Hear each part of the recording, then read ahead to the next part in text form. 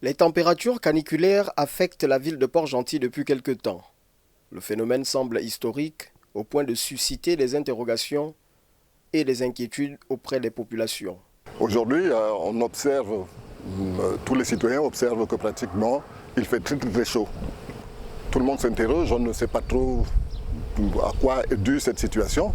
Selon cet expert en la matière, les vagues de chaleur qui entretiennent les habitants de la cité de l'Or-Noir font partie des observations faites à l'échelle mondiale. Le constat que vous faites un peu, c'est celui qui est le constat général et international.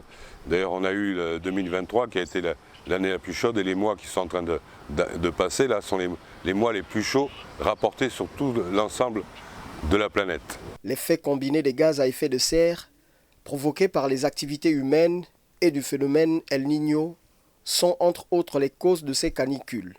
Ajoutez à cela des îlots de chaleur. Ces canicules vont peut-être s'éterniser.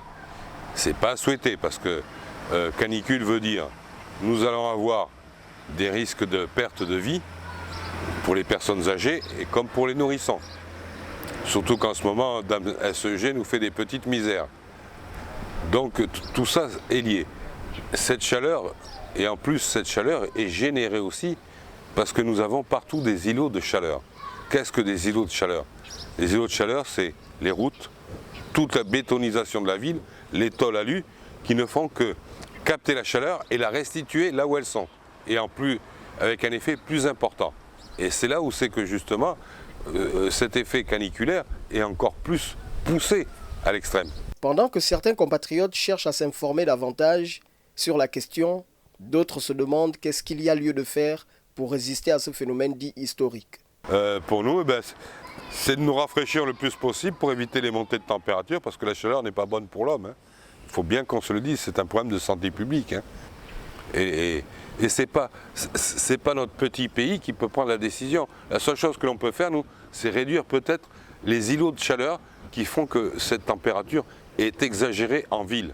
Si on arrive à les réduire en ombrageant, en faisant ce qu'il faut, ou même certains pays ont utilisé ce qu'on appelle le phénomène albédo. Albédo, ça veut dire on peint en blanc parce qu'on sait que le blanc reflète tout ce qui est rayon et chaleur. Et il l'expulse hors de la planète. Que tout ce qui est sombre a tendance à capter la chaleur et la restituer là où elle est. Si la situation semble avoir interpellé le délégué spécial Pierre Izogo au regard de l'opération Planting, initiée depuis quelques semaines à travers les artères de la ville pétrolière gabonaise, elle invite tout de même les gouvernants à mobiliser davantage les moyens suffisants afin de minimiser les conséquences, quand bien même les délestages de Dame SEG viendraient amplifier ces effets caniculaires.